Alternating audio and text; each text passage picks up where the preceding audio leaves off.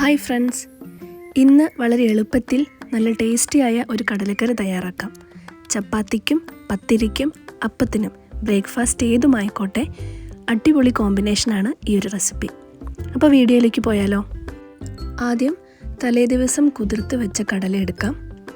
അതിലേക്ക് ഒരു വലിയ സവാള അരിഞ്ഞത്, 2 തക്കാളി അരിഞ്ഞത്, ആവശ്യത്തിന് ഉപ്പ്, ഒരു വലിയ ടേബിൾ സ്പൂൺ കാശ്മീരി മുളക് പൊടി, അല്പം മഞ്ഞൾപ്പൊടി, 1 ടീസ്പൂൺ മല്ലിപ്പൊടി, 1/2 teaspoon garam masala, 1/2 teaspoon meet masala. ഇത്രയും ചേർത്ത് നന്നായി ഒന്ന് മിക്സ് ചെയ്യാം. നന്നായി കൈകൊണ്ട് മിക്സ് ചെയ്യാം. വേണമെങ്കിൽ അല്പം വെള്ളം ഒഴിച്ച് മിക്സ് ചെയ്യാം, അതല്ലാന്നുണ്ടെങ്കിൽ അല്പം ഓയിൽ ഒഴിച്ച് മിക്സ് ചെയ്യാം. അതിനുശേഷം ഒരു കുക്കർ എടുക്കുക. അതിലേക്ക് ആവശ്യത്തിന് എണ്ണ ചൂടായതിന് ശേഷം അല്പം കടുക്, അതിലേക്ക് അല്പം പെരും ജീരകം, ആവശ്യത്തിന് കറിവേപ്പില, ഇതെല്ലാം ചേർത്ത് നന്നായി ഒന്ന് യോജിപ്പിക്കാം. അതിനുശേഷം നമ്മൾ യോജിപ്പിച്ച് വെച്ചിട്ടുള്ള കടല കുക്കറിലേക്ക് ഇടുക.